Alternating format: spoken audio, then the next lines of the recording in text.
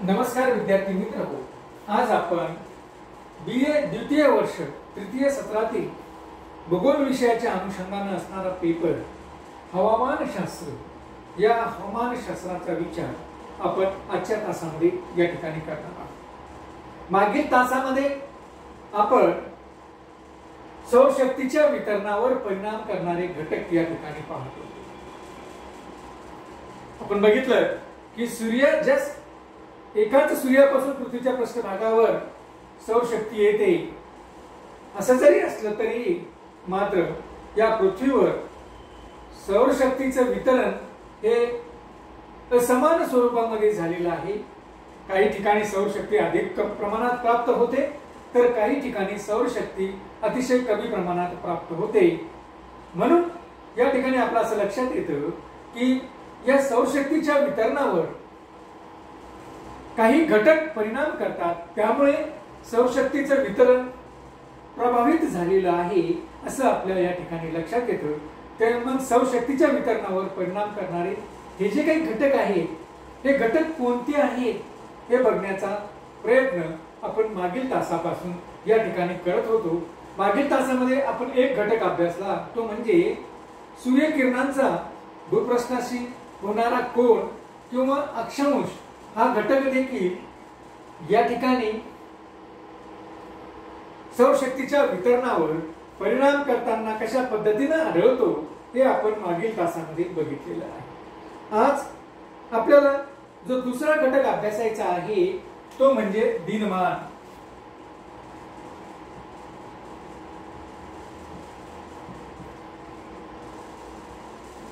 दिनमान म्हणजे दिवसाचा कालावधी आणि रात्रीचा कालावधी। आपण पाहतो की कोणत्याही ठिकाणी जितका काळ सूर्यप्रकाश मिळतो त्याला आपण दिनमान असं म्हणतो किंवा दिवस असं म्हणतो। त्याला काय म्हणतो आपण? दिवस असं म्हणतो किंवा दिनमान असं म्हणतो। व कोणत्याही ठिकाणी सूर्यप्रकाश न मिळणारा जो कालावधी असतो त्याला आपण रात्रिमान किंवा रात्र असं या ठिकाणी म्हणतो। मित्रहो, हा दिनमानाचा कालावधी किती आहे? दिनमानाचा कालावधी किती तासाचा आहे? 24 तासापैकी दिनमानाचा कालावधी किती तासाचा आहे आणि रात्रिमानाचा कालावधी किती तासाचा आहे यावरून जितका दिनमानाचा कालावधी असेल तितक्या जास्त प्रमाणामध्ये सौरशक्ती पृथ्वीच्या भागाला मिळते, त्या ठिकाणाला मिळते। जितका त्या ठिकाणी रात्रिमानाचा कालावधी असेल तितक्या कालावधीमध्ये जी काही सौरशक्ती मिळालेली आहे तिला उत्सर्जन होण्यासाठी अधिकाधिक वेळ त्या ठिकाणी मिळतो आणि त्यामुळे प्रामुख्याने आपल्याला असं दिसून येतं की ज्या ठिकाणी दिनमानाचा कालावधी अधिक आहे त्या ठिकाणी अधिक प्रमाणामध्ये उष्णता सौरशक्ती ही आपल्याला त्या ठिकाणी मिळते आणि त्या ठिकाणी अधिक उष्णता असलेली आपल्याला दिसते। या उलट ज्या ठिकाणी रात्रिमानाचा कालावधी जास्त आहे अशा ठिकाणी सौरशक्ती मिळण्याचं प्रमाणच सौरशक्ती जी काही ज्या कालावधीमध्ये मिळते त्याचं प्रमाणच कमी असतं आणि उत्सर्जित होण्याचं प्रमाण हे अधिक प्रमाणामध्ये असतं। म्हणून त्या ठिकाणी उष्णता कमी प्रमाणात मिळालेली आपल्याला दिसून येते। म्हणून आपण दिनमानाचा कालावधी हा या ठिकाणी महत्त्वपूर्ण ठरतो। साधारणतः पृथ्वीचा जर विचार आपण केला,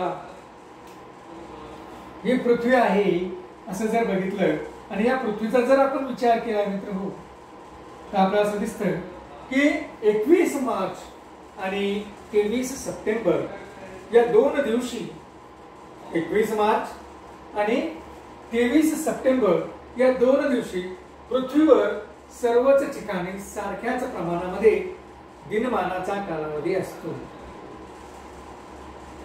म्हणजे दिनमान 12 तासाची रात्र आणि 12 तासाचा दिवस, 12 तासाचा दिवस आणि 12 तासाची रात्र किंवा 12 तासाचे दिनमान आणि 12 तासाची रात्रिमान हे प्रामुख्याने या 21 मार्च आणि 23 सप्टेंबर या दिवशी या पृथ्वीवर असते. म्हणजे या 2 दिवशी, साधारणतः या 2 दिवशी पृथ्वीवर सर्वच भागामध्ये सारख्याच प्रमाणात सौरशक्तीचं वितरण झालेलं आपल्याला दिसून येतं. मित्रांनो, जसं आपण साधारणतः मी तुम्हाला या ठिकाणी सांगतो की या ठिकाणी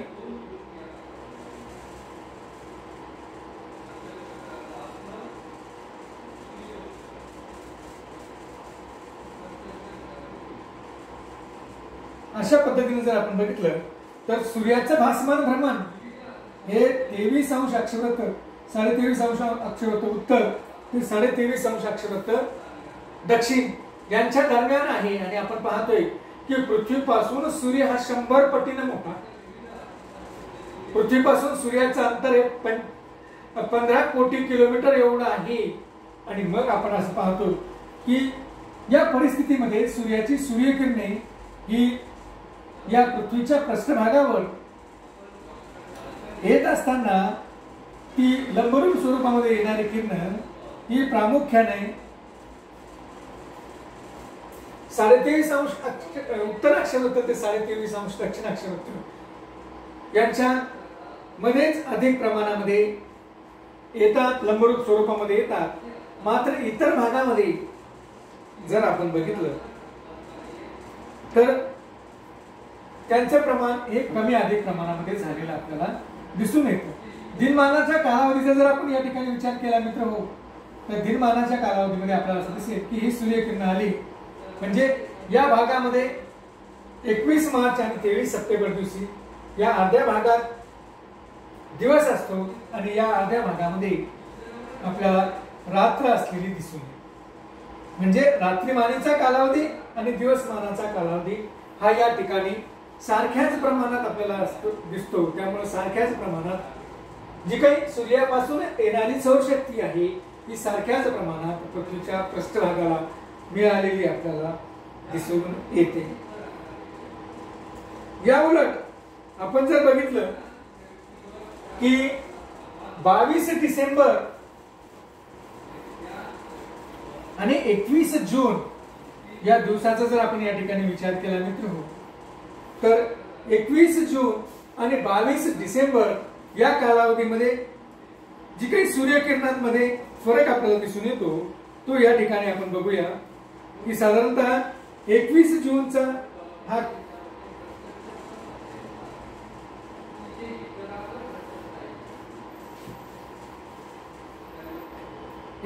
जून या दिवशीचा कालावधीमध्ये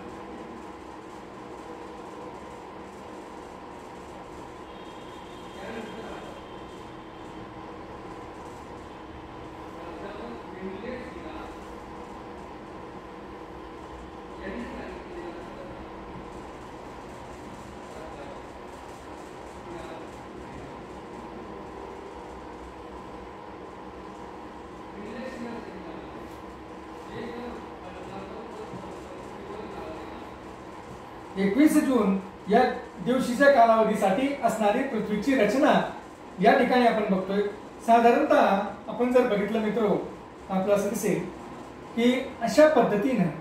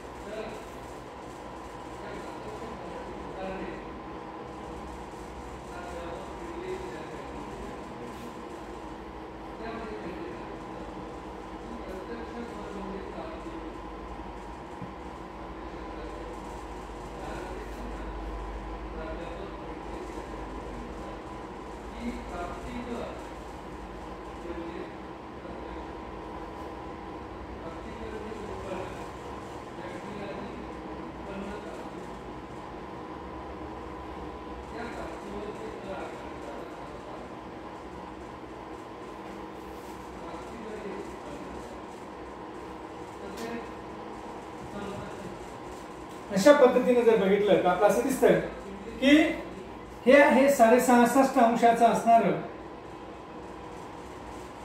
आता आपण पहिल्या आकृतीमध्ये बघितलं होतं की 21 जून या दिवशी अगदी सरळ या पद्धतीने होते, परंतु आता आपल्याला असं दिसतंय की या ठिकाणी आज हा मात्र पृथ्वीचा थोडा कळलेला आहे आणि त्यामुळं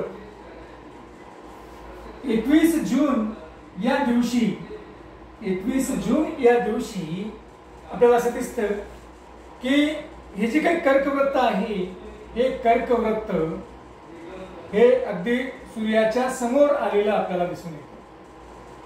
हे कर्कवृत्त सूर्याच्या समोर आहे. हे विषुववृत्त सूर्यापासून ज्या ठिकाणी मकरवृत्त असायला पाहिजे त्या ठिकाणी हे विषुववृत्त गेलेलं आहे. ज्या ठिकाणी 66.5 अंश अक्षवृत्त असायला पाहिजे त्या ठिकाणी हे मकरवृत्त या ठिकाणी गेलेलं आहे. आणि हे आहे अंटार्क्टिक वृत्त आणि हे आहे आर्क्टिक वृत्त. तर अशा पद्धतीने मित्र हो रचना तयार होते आणि मग 21 जून या दिवशी सूर्य हा बरोबर या सूर्याची सूर्यकिरणे ही अगदी बरोबर या ठिकाणी कर्कवृत्तावर येते आणि त्यामुळं आपल्याला असं दिसतं की या ठिकाणी आपण जर बघितलं तर या 66.5 अंशाच्या आज पृथ्वीचा असा असल्यामुळे 66.5 अंशामध्ये च्या पलीकडे 24 घंटे या ठिकाणी दिवसाचा कालावधी येतो. 24 घंटे कसंही फिरलं तरी 24 घंटे या ठिकाणी सूर्य हा आपल्याला दिसून येतो. या ठिकाणी आपण पाहतोय कर्कवृत्ताच्या संदर्भामध्ये की या पट्ट्यामध्ये अधिकाधिक वेळ हा सूर्य या ठिकाणी असलेला आपल्याला दिसतो. अधिकाधिक वेळ सूर्य दिवसाच्या कालावधीमध्ये या पट्ट्यात दिसतो. जसं आपण खाली जाऊया तसं आपल्याला असं दिसतं की या ठिकाणी लगेच कमी कालावधीसाठी दिवसाचा कालावधी आहे आणि जास्त कालावधीसाठी रात्रीचा कालावधी आहे. म्हणजे अशा आणि याही ठिकाणी 24 तासाची रात्र असलेली आपल्याला दिसून येते. म्हणजे रात्रीचा आणि दिवसाचा जो काही कालावधी आहे हा 21 जून आणि याची उलटी परिस्थिती ही 22 डिसेंबर या दिवशी आपल्याला दृष्टिक्षेपास येते.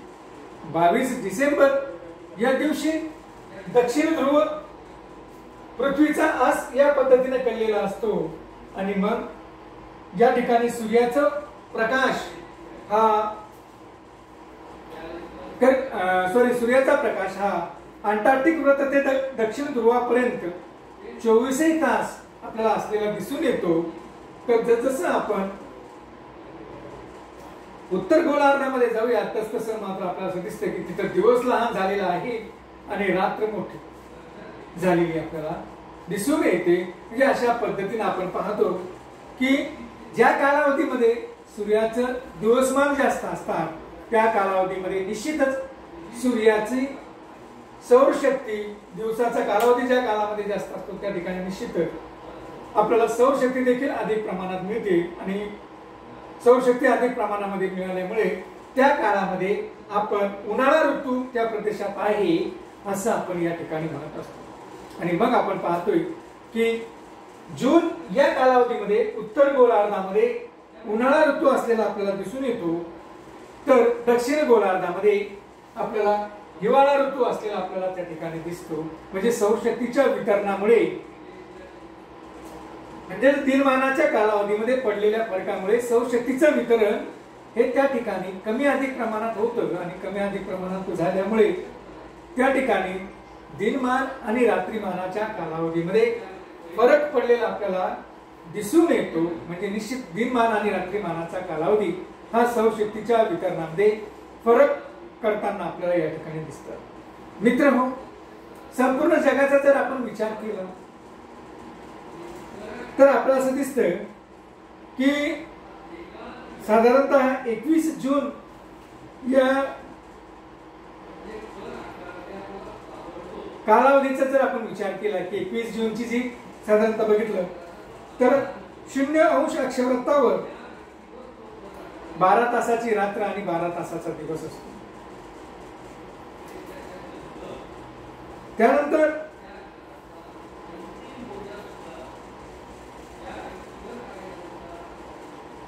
10 अंश अक्षवृत्तावर देखील 12 तासाचं रात्र आणि 12 तासाचा दिवस असतो. 20 अंश अक्षवृत्तावर जर आपण गेलो, 20 अंश अक्षवृत्तावर जर आपण या ठिकाणी गेलो तर आपल्याला असं दिसतं की या ठिकाणी मात्र दिनमानाचा कालावधी वाढलेला आहे आणि इथं आपल्याला 13 तासाचा दिवस आणि 11 तासाची रात्र या ठिकाणी आपल्याला दिसून येते. 40 अंश डिग्री 30 अंश डिग्री सेंटीग्रेड वर गेलो आपण की 30 अंश अक्षवृत्तावर जर गेलो तर आपल्याला 13 तासाचा दिवस आणि 11 तासाची रात्र, जवळपास 12 तासाचा दिवस आणि 14 तासाचा दिवस आणि